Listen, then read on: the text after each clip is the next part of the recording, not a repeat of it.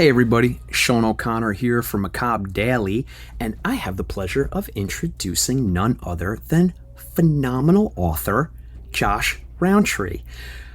Josh and I met a couple of months back when I read his novel, The Legend of Charlie Fish. Now, this is this fantastic mashup of weird Western and creature feature. It's basically like a Larry McMurtry novel that inserts the Gill Man into it. And if that isn't enough to hook you, I don't know what is. And you absolutely need to get this book. We had a great time talking about The Legend of Charlie Fish, and I just hit it off with Josh because he's just one of the nicest people you're ever going to meet. He's an Austin, Texas native, and he's as calm and soft-spoken as I am erratic and theater kid energy. So we balance each other perfectly. And I love talking to Josh, and I know you're going to love this conversation that we have because I reached out to him and I said, hey, Josh, how would you like to do a segment on horror westerns? That was specifically movies, but we actually get into some novels as well. We're going to put a lot on your radar. I hope you go out and buy some of these books, and I really hope you go out and watch some of these movies. I'm not going to tell you which ones they are because I want you to watch this interview. Not for me. I mean, I'm narcissistic enough, but honestly, so you can just dine out on Josh.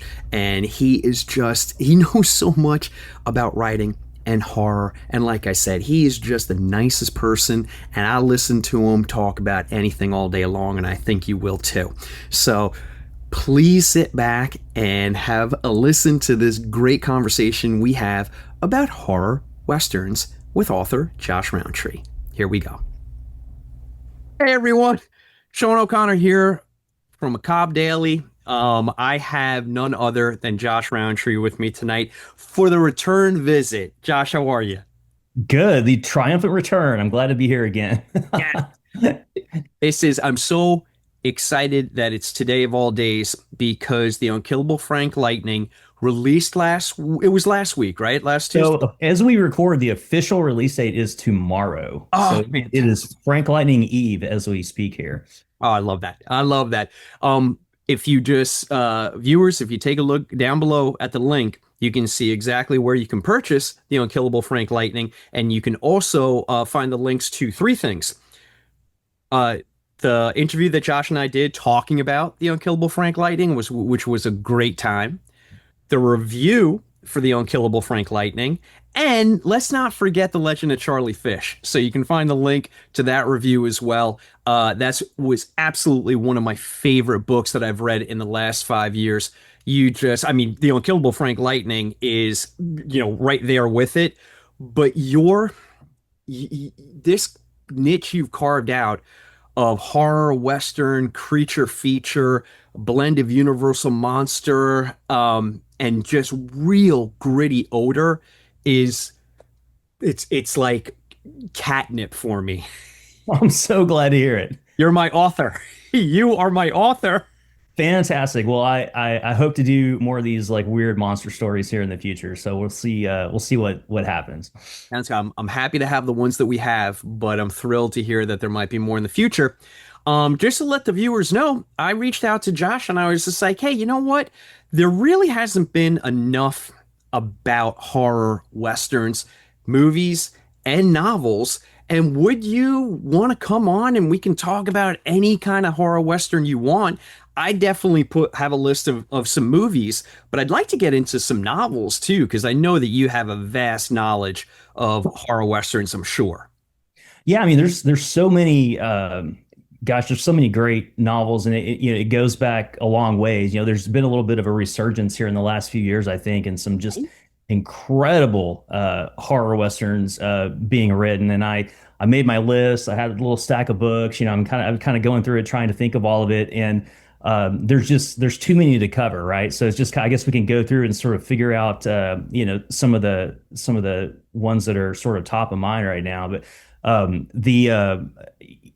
I can't help but start, and I do have some visual aids here. I can't help but start with The Buffalo Hunter by Stephen Graham Jones. This book is a straight up masterpiece. There's no other way to promote this. It's the best book I've read in a really long time. And I've been a fan of his, for, going back many, many years, and read basically everything he's ever written. And I think this is the best. I agree. I absolutely agree. There's just something about this novel in particular. It's almost like the culmination of everything that's fantastic about Stephen and his writing, and it's just packed into that novel. And it literally, like, it almost vibrates with just his vision, the scope, the scares, the prose is so crisp and beautiful. I absolutely adore that book.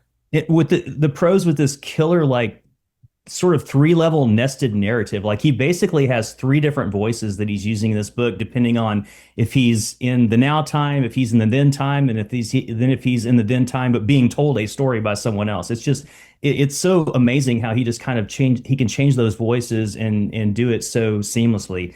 And for anyone who loves horror, it is super bloody, super violent, way over the top. But it's a novel with a whole lot to say. I mean, it's something I would never want to spoil. It's just such an incredible piece of literature. But I've been ringing the bell for that book, and of course, I'm not alone. Everybody loves that book. It's just really fantastic. But it's one of the ones that's really front of mind right now to me when I think of Western horror and what's happening in there.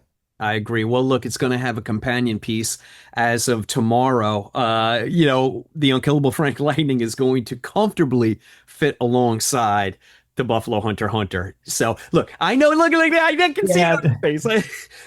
that's nice of you to say, but that book is incredible, man. So is yours. So is yours, and I'll leave it there. I know that you're a humble man, and I know you're modest. I'll do the promoting for you because I absolutely love the Unkillable Frank Lightning. So look, I'll leave it there. But horror westerns are having. I mean, you brought up a good point. It's been the past couple of years, and not to put you on the spot, but why do you think that is? Why all of a sudden we're getting this resurgence? Yeah, I don't know, but I think it maybe kind of comes and goes in waves. There were uh, a lot of early examples. You kind of try to trace it back, and one of the originators that I always come back to is Joe Lansdale. He had his in the '80s. He had his Dead in the West book, which is kind of zombies in the Old West. And that's one of the things that I think that sort of kicked off a little kind of a little era of those things. And of course he did the Jonah Hex comic books with a lot of cool, just really over the top blood and guts horror in it. Those are fantastic. And then there maybe was a little bit of a lull, and then for whatever reason, within the last few years, just a lot of them started popping up. Victor Laval did Lone Woman, Oh, so, which so was good. just a killer book. Casey Griffin with her Melinda West monster gunslinger books are super fun. Just kind of monsters in the Old West. You had Brendan LaFaro has a really cool series called his New Series that has I think 3 or 4 books now, and they're a lot of fun. It just entered the zeitgeist, and it was kind of funny because when I released Legend of Charlie Fish, it sort of it was right in the middle of all that, and so it felt like it was sort of part of this wave that was coming through at that time. And there were just so many I couldn't even keep up with them. So it'd be interesting to see if it kind of carries on for a little bit, or if it has a lull again. But we talked about it when I was on here last time. I love westerns and I love horror novels, and so for me, it's just great putting them together. I agree 100%. I hope that the resurgence continues, and I'm cautiously optimistic that it will, only because there's no point of diminishing returns right now. Each and every one of those authors that you mentioned are just singing. I mean, their Yeah. work is so good. Your book is going to hit so good. Like, it's not petering out anytime soon. Every novel we get, the next one and the next one, they're just keeping that combustion alive with the writing and Yeah. the tales that you're all creating, you incredible authors are creating. It just seems like it's fertile territory. I know we're mining the past, but there's so much there. And then when you combine it with elements of horror, I mean, sky's the limit. It seems like. Yeah, and I really love the ones that lean into the Western part of it, where you get a really authentically something that's really authentic to the Western canon, but then of course playing with it in weird ways. But I like the books that really have that sort of background and that deep love of the Western. I told you I was going to mention this. I'll talk about a series that I think does just that. C.S. Umble has, gosh, he's probably written another book since like we started here. He has so many Right? fantastic books, but he came out with this trilogy a few years back called That Light Sublime. And it's absolutely incredible. He's turned it into this huge epic series now, and epic is really the way to describe it. But for anyone looking for horror western, it's got fantastic characters that are at the mercy of very high stakes. When characters make mistakes, they pay for it. It's just a really riveting, intense series of books. It's got a secret occult order that's trying to take down the universe, a group called the Peregrine Estate that's working against that secret occult order.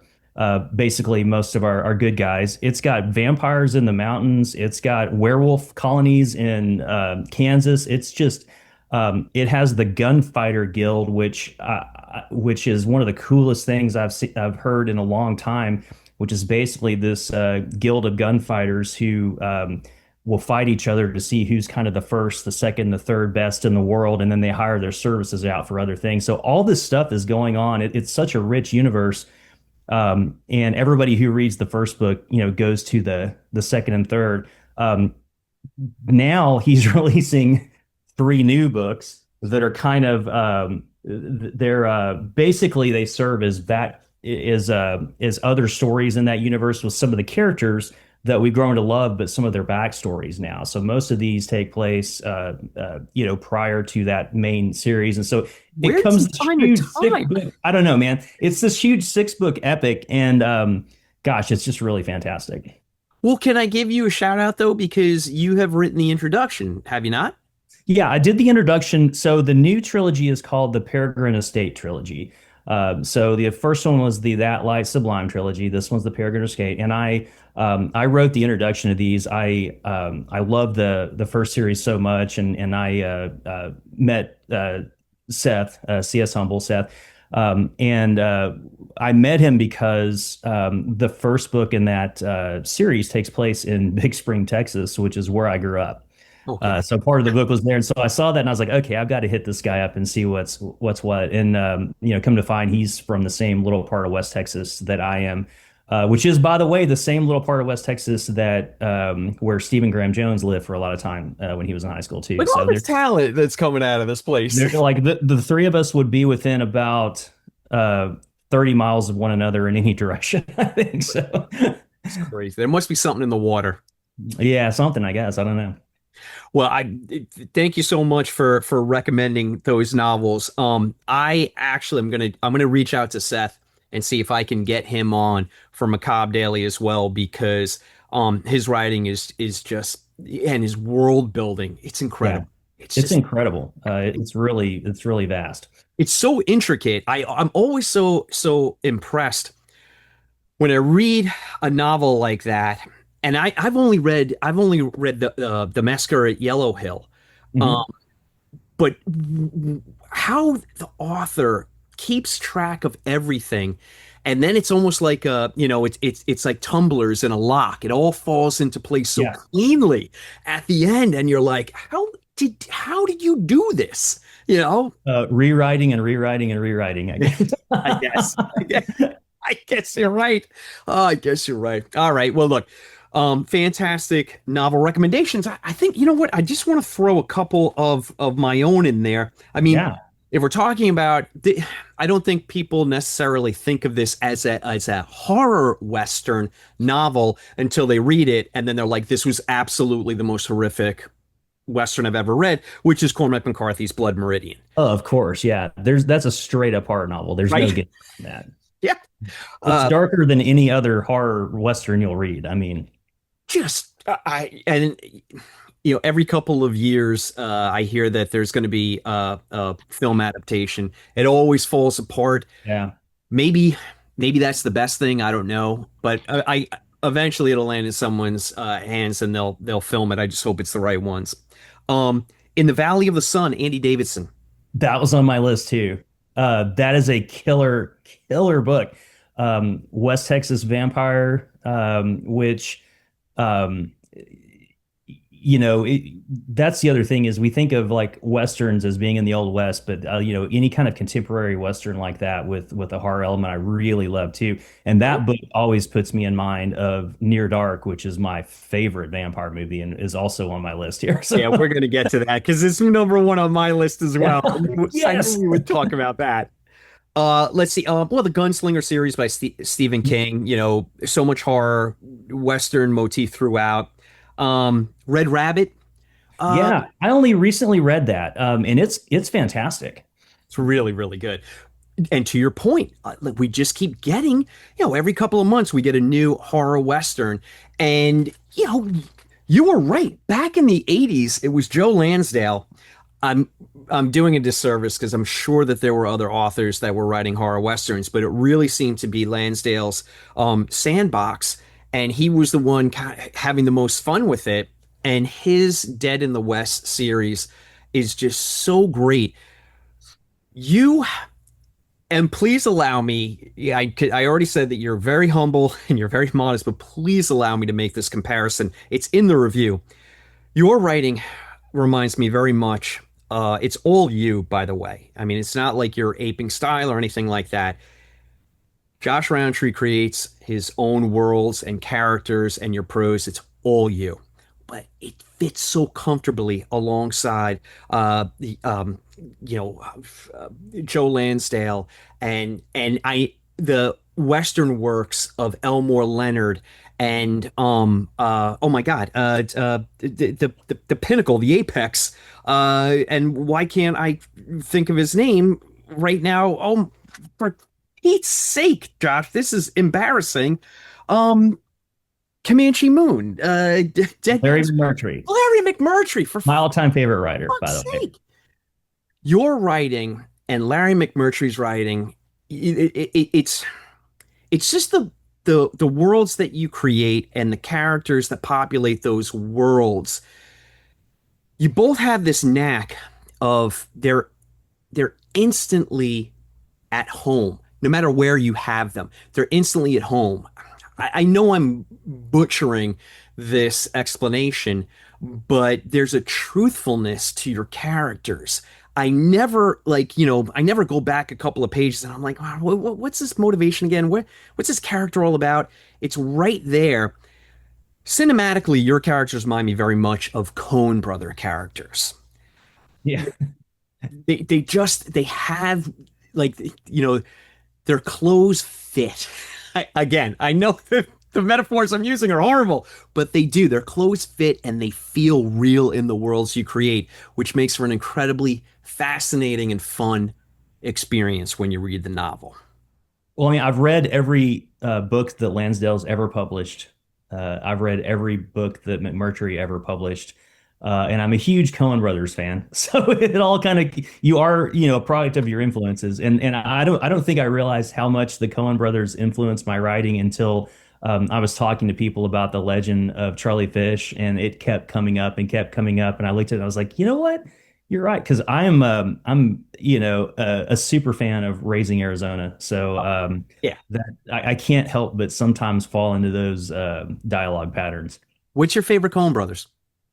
Definitely Raising Arizona. But Raising I mean, Arizona. I love Okay. them all, but Blood Simple is really close behind that. Probably. I mean, there's I like them all, but Raising Arizona is kind of my sentimental favorite that I've always loved. Respect. That's a fantastic film. You saw that I just bought Blood Simple on Yeah, Criterion. I've already watched it twice. I it's can't even. so good though. It's so good. Yeah. Again, I took us on a tangent. Oh, Miller's Crossing. Miller's Crossing too. Look, that's the great thing about the Coen brothers is whatever film you land on, you can make a case that, oh my gosh, I mean, this one's fantastic. Maybe this is my favorite, but I hope that you do take it as the ultimate compliment. These characters that you create, they just are so fascinating. You write intriguing, sinister villains, but then sometimes your villains aren't as villainous as they first seem. I'll leave it there because I don't want to spoil anything about the Unkillable Frank Lightning. But you do something with your bad guys, your scoundrels in that novel, which I just absolutely found delicious, for I lack mean, of I a just love taking the characters and that just putting them in a scene together and figuring out how they're going to react up to one another. I mean, I'm pretty much a pantser when it comes to writing. So a lot of it is about, oh, I know I have to do this and this, but I know at some point she's going to be in the room with him and that's going to be really cool. I'm not sure what it is yet, but it's going to be cool.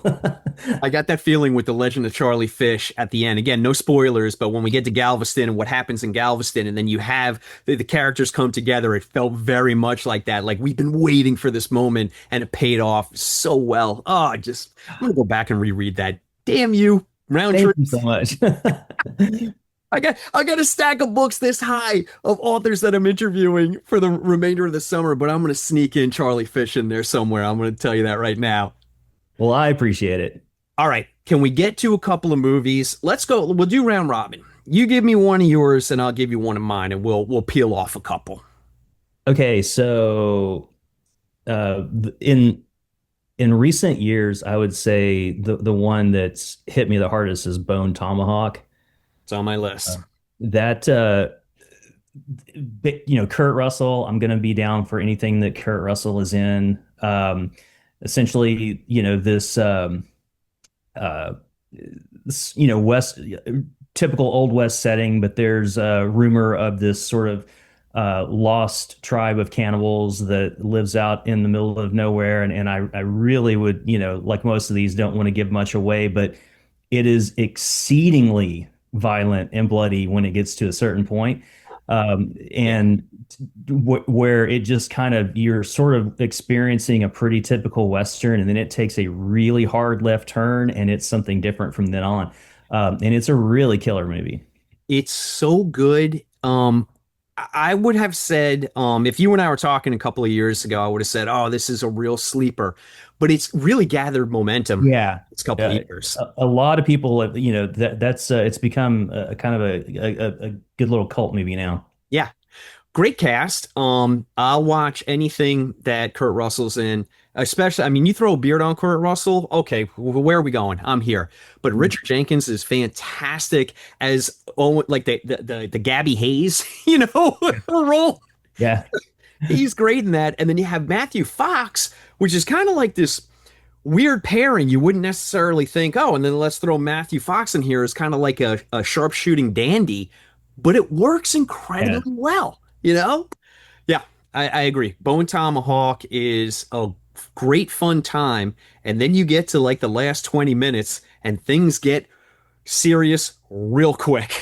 Yeah. Yeah, Yeah, that movie's a real trip. Anyone, as long as you like gory horror, I recommend it. absolutely. We're going to save Near Dark for last. We'll end on that one. So let me give you one of my early watches, which I probably caught on TV a bunch of times as a kid. And then finally, with VHS, bought a copy of it. And that's High Plains Drifter. Hmm.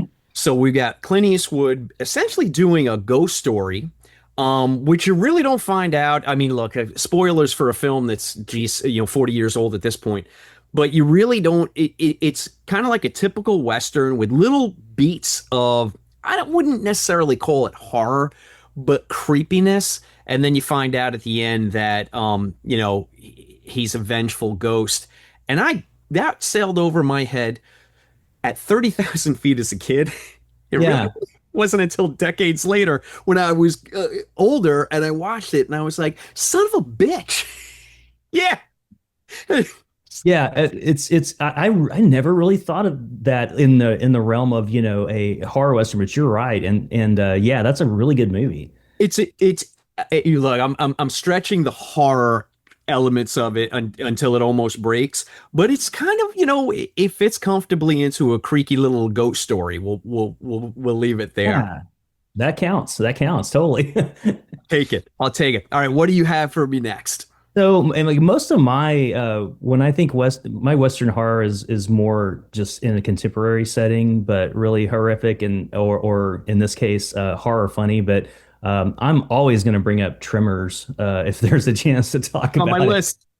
There's a there it's sort of a cousin maybe to the Burrowers. If you've seen that too, you can do that as like a 1-2 punch of horror western. The Tremors, of course, is from the '80s and set in the '80s, but it very much has kind of a small town western feel to it. They're in this kind of remote place, and they're besieged by these worms that live under the ground and will pop up and eat them, and they have to figure out how to survive. And I mean, I've always loved that. It's Kevin Bacon, it's Reba McEntire. It's just a hilarious horror. Fred Ward. Yeah, Yeah. the cast in that movie is just insane. And I know they did like 15 sequels or something, but that first one is really cool. And then it made me think of that when I saw The Burrowers, which is a more recent film, and it is set in the Old West, but it's the same kind of thing. It's sort of these underground creatures and that are on the attack. That's a great indie film. That's a fantastic call out, and I hope we turn on some viewers that haven't seen that film. That's Pretty a nice one. dark too, Yeah. Yep. like thematically really dark. Really great Clancy Brown performance in that film as well. I had Tremors on my list. You stole my thunder. I think I don't know if you're going to be happy or sad to hear this, but Kevin Bacon is in talks to possibly circle back and reprise the role for another installment. Not necessarily the straight to video ones that we've had, but Yeah. something with Oh, the I'm down for it. If he's involved in it, I'm ready. I'm ready for it. I will definitely be going to see it. Yeah, I'm a big Kevin Bacon fan. So if he's going to do anything horror Kevin Bacon, I'm there for. So Yeah. I hope this thing actually happens. All right. You've stolen so many of mine. Oh, okay. All right, Josh. I hope you appreciate this one. It established in sci-fi as well, and this is going to be Westworld, Michael Crichton's Westworld. Yeah. God, I haven't seen that in forever. Like the original one. Revisit it. I just watched it the other month. It holds up. It's so much fun. And again, viewers might be thinking, that's a sci-fi movie. I mean, I get it that the robots run amok, but that last third act, that 20 minutes, it is brutal. It is it's a slasher film. I mean, Yul Yeah. Brynner is an unkillable slasher at that point of the movie, and all the fun and frolicking that we've had, the previous, hour and 15 minutes goes straight out the window, and the stakes go through the roof. And Richard Benjamin, kind of as your, nebbishy everyman, really crushes it in the role because he's the last person you'd look to kind of, get out of this jam. But yeah, I absolutely love that film. I'm gonna have to go rewatch it. I bet it's been 20 years since I've seen that movie, but I know that I liked it, so I need to go like revisit it and check it out and see. And yeah, I'm putting it on my to-do list here. There you go. On a rainy day. On a rainy day. I mean, look, I know it's probably dry as hell out there in Texas right now, but you'll get rain It's eventually. been flooding. Oh, So geez, oh, I'm such an idiot. You're right. we have tons of rain. By the way, how are you doing with all that? I'm good. I'm well north of all the really bad flooding that was happening. I mean, we Okay. definitely had flooding in my little town here, but it was nothing that got into my neighborhood, so we're good. Well, our hearts do go out to everybody, that's affected by it. And, yeah, here I am talking about rain. I'm such a fool. Anyway, so Any other July, you would be 100% correct. yeah, I mean, July. honestly, that's what I was thinking. But oh boy, I can see the comment section is going to be flooded when this posts. I apologize. Okay, I gave you Westworld. Give me one more, and I'll give you one more, and then we'll talk a little Near Dark. So all I've really got left, and again, it's horror in a contemporary Western setting, but it's my favorite horror movie of all time. So I have to bring up the Texas Chainsaw Massacre, Oh, of course. which is, as thoroughly Texas as any movie ever made. And so, especially when it was filmed, it's just you can feel the dirt and the grit, and it just has a very isolated Western kind of feel to it. Oh, yeah, Um, 100%.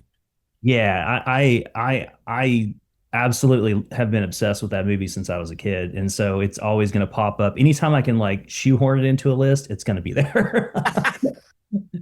Oh, that's great. But No, it does feel very Western to me. Like, it's not, cowboys kind of Western, but it is very Western.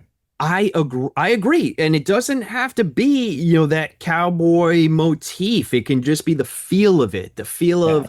of isolation. But it goes beyond that with Texas Chainsaw Massacre. It's like that encounter with the unknown, which is inherently Western.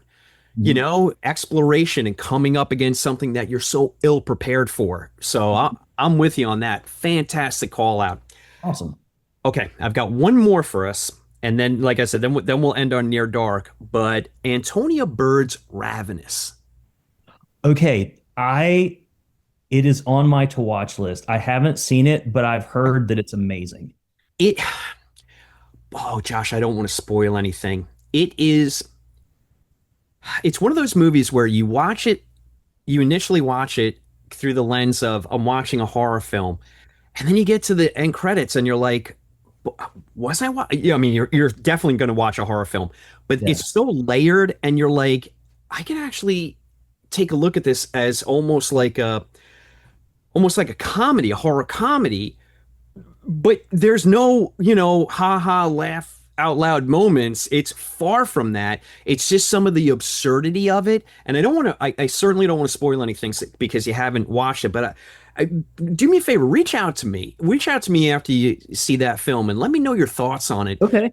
because it is a layered film and it's open to a lot of interpretation. It's fascinating little film for sure. Yeah, I've had a lot of people recommend that to me. It's one of those, you keep making your list of I need to see this and this. So it's on there. So I definitely want to check it out. Yeah, I bet everybody comes out of the woodwork. Gosh, you gotta watch this. You gotta watch this because it's not necessarily, geared toward what you've written, but I can't say that it's not geared toward what you may write one day. So have at it. Yeah, no, definitely. All right.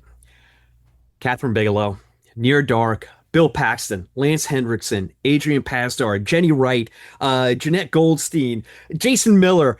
It's Let's just just get these people from Aliens and put them in another movie together. well, it's so funny because the research that I've done previously for Near Dark is that's how the film got made because Catherine Bigelow really couldn't get the film off the ground and reached out to James Cameron. I don't know if they were dating at the time. I think they were, and Cameron said, "Look, you can have access to some of my troupe," and she locked Paxton, Henriksen, and Goldstein down, and that kind of really opened up the purse strings, and she got financing for the film. They're fantastic. They're all fantastic together. It's probably one of my favorite vampire. Don't make fun of me, but my favorite vampire film miniseries is Salem's Lot. Yeah, the original television Yeah, or from the 70s. Yeah. but this is number two. This is certainly number two for me.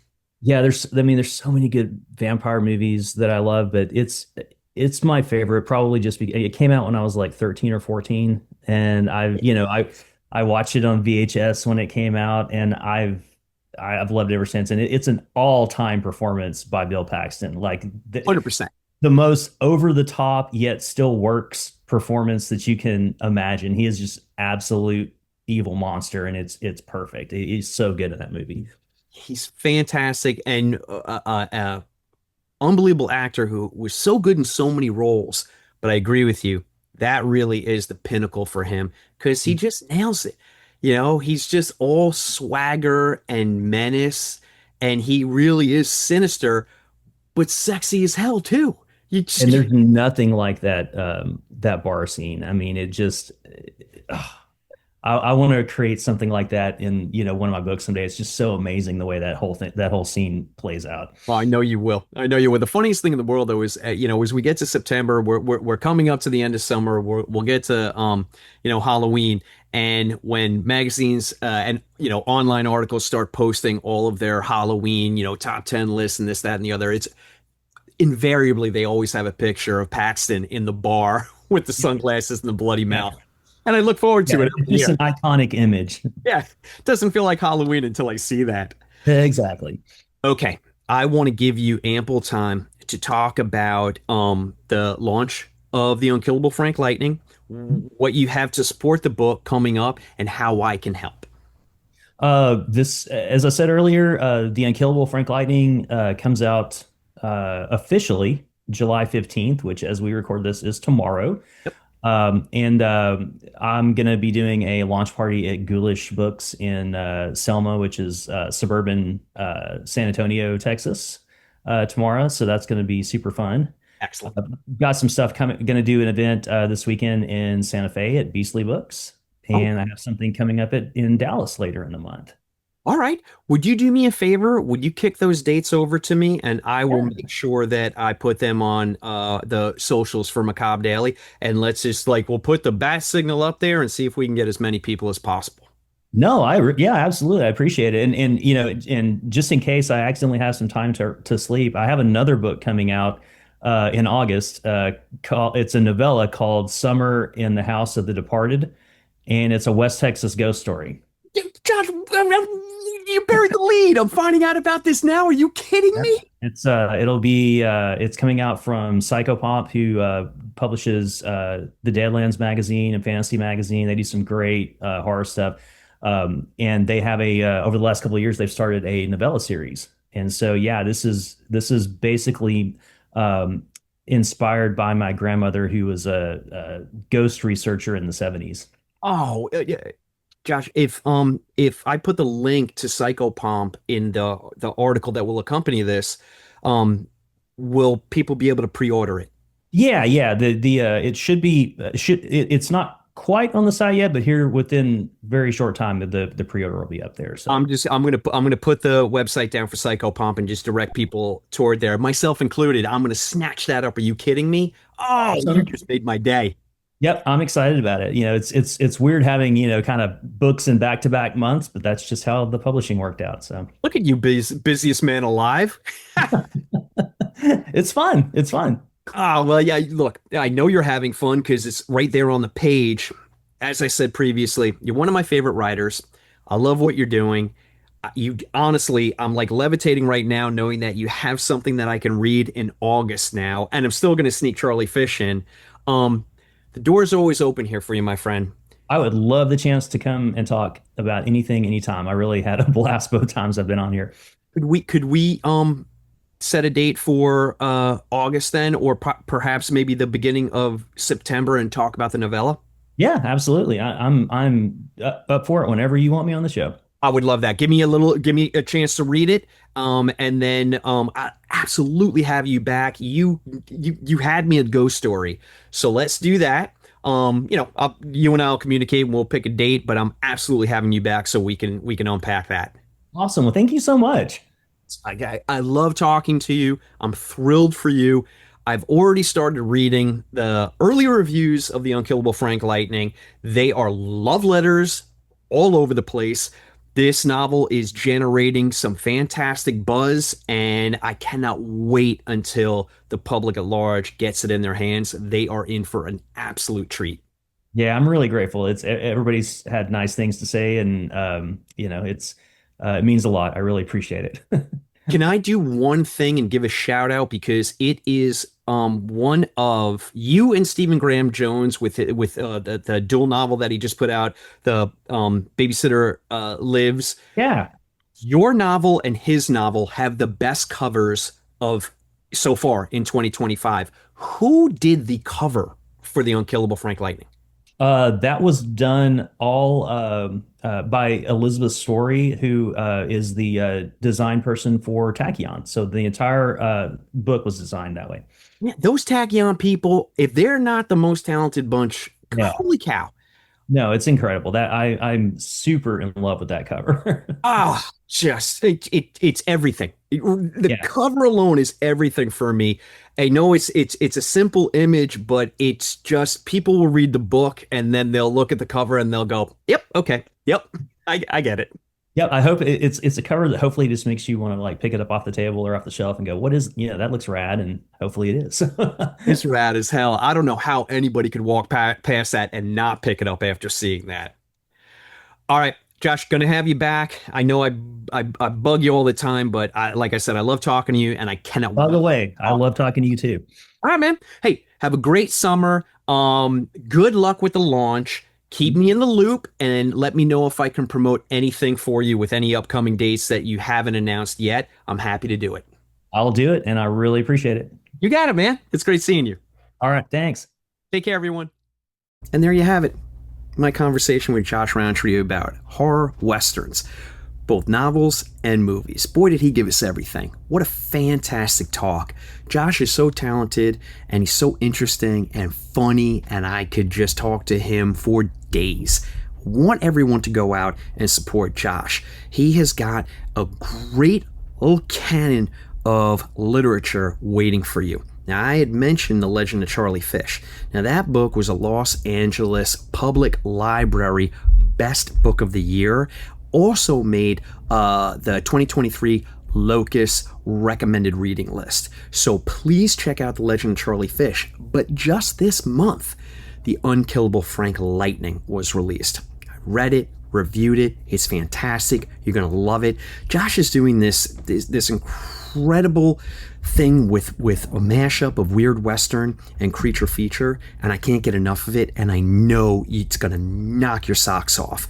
But he also has Death Aesthetic, which is came out in 2024, and Fantastic Americana, which is his short story collection.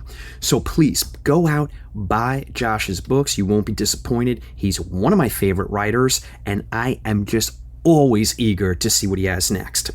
Do me a favor and check out Josh on Instagram. Now you can follow him at Josh_Rountree. Now that's Rountree, which is Rountree. There's no D in there. He's not the son of Richard Rountree. That's a completely different person.